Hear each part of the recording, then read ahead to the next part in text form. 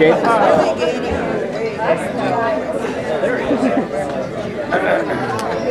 Did they buy a house? Or...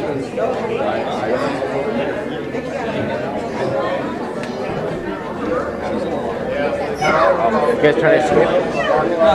Liar. I thought we were supposed to go to Jerry's house. Yeah. That. Not working out though? They didn't want to do it all of a sudden. None of this was planned by anybody. I mean, he didn't plan any of this. Agnes shows up on Thursday and she just had to do everything. So they just decided on Friday they didn't want to go to Jerry's. So. I want to see the $6 million movie. We do? I don't either. I never want to see it again. You guys pushing the Fiat around? Probably nowhere. Hey, that was pretty good. Guys, we're going to have Mom and Dad come up to the stage, and then we're going to introduce all the family, try to take an organized group picture, and Frank's going to give it to us, and then we'll have the cake.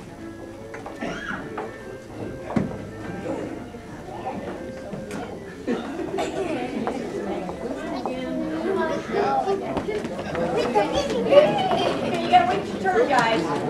You gotta wait your turn. And Colton, sit down.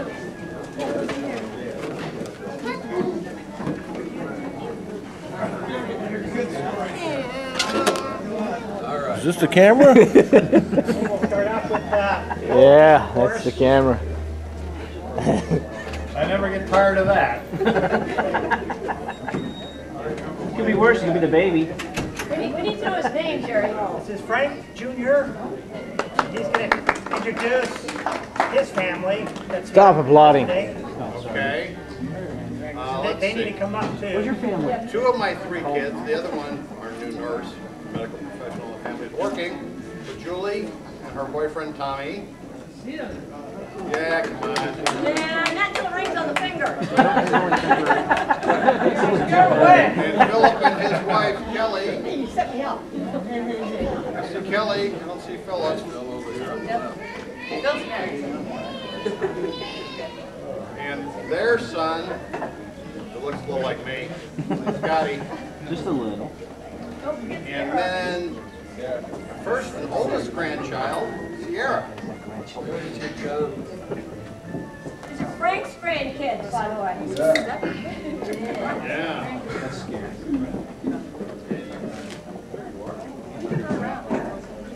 Oh, grandkids.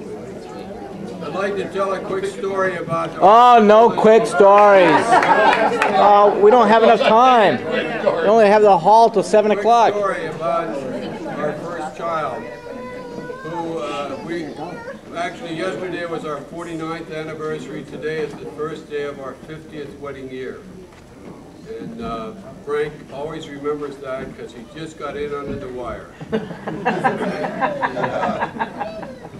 I remember that it's 49 because I'm not 50. I'm not 49 yet either. But anyway, the day he was born, there were a lot of complications, and another doctor was called in, and we'd been in the hospital for 3 days, and I hadn't shaved, and I have a slight beard, so I looked pretty beat up, and my little bride here was going through horrors. And then finally this surgeon came out and he said, we're going to have to take the baby. And I'm standing in the hallway from the delivery room, not really knowing what the hell's going on. So then a guy comes down to go into the operating room, and he's smoking a cigarette, and he tosses the cigarette in the receptacle in the corner of the room, or the hallway there. And he goes in, and we're standing there half days from no sleep, and this receptacle goes on fire. So the smoke is just billowing out as I'm trying to put it out, you know, with just smothering it to put the fire out. And then here comes, the doors open, and there's an incubator with him in it, and the nurse opens the incubator. I said, don't open it, don't open it, the place is full of smoke. And this head is really odd. The doctor comes out in his surgical garb, And he says, everything's going to be fine. I said, what's wrong with the baby's head? I love this story. And he said, you mean cucumber head? And he said, don't worry about it. He said, I'm going over there now and I'll shape it. His handprint's right about here.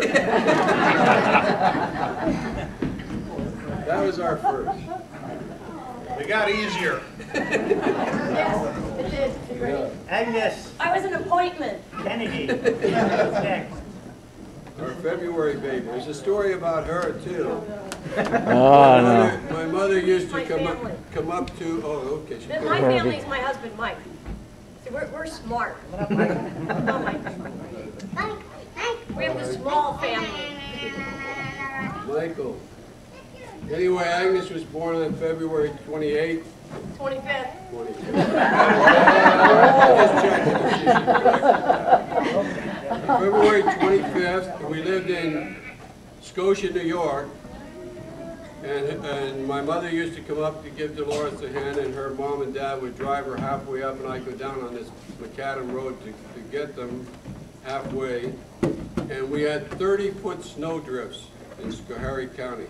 They were bringing helicopters in to feed the cattle, and big snow plows were buried in these drifts, and that was her entry into the world, and the biggest snowstorm in New York history, I think. So that's Agnes Rose. There she is. Heidi. Okay. Dee number 3. There's a story about Dee Dee, too. She was born on the first day of deer season. My deer hunting buddy said, for God's sake, Frank, can't you do better planning than this? And then not long after Dee Dee, in fact less than 10 months, Tom and me. Jerry. Tom and Jerry. Named after their grandfathers, not after the cartel. There's a story there, too. We're both from the Wilkes-Barre area in Pennsylvania. And we were down visiting our parents. And the plan was Dolores was going to stay with Mom and Pop Stewart's and go to Mass on Sunday morning, and I was going to stay with my mom and dad in Kingston, Pennsylvania, and go to Mass, have breakfast, and meet her, and gather up the kids, and head up Highway 7 to Schenectady, Scotia, New York. And I'm having breakfast with Mom and Dad, and Rosemary, her sister, calls, and she said, Dolores is having problems. You better get down here. So I run down to Luzerne, which is 3 or 4 miles away, run in the house. Mom Stewart's is standing in the kitchen. I went by her like a streak up the stairs. Dolores has her feet elevated in the bed, and she's saying, I'm all right, don't panic, I'm all right.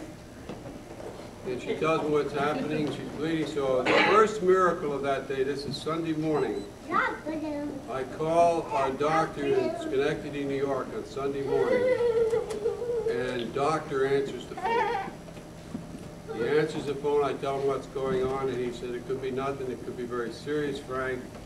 You need to get her to a hospital, and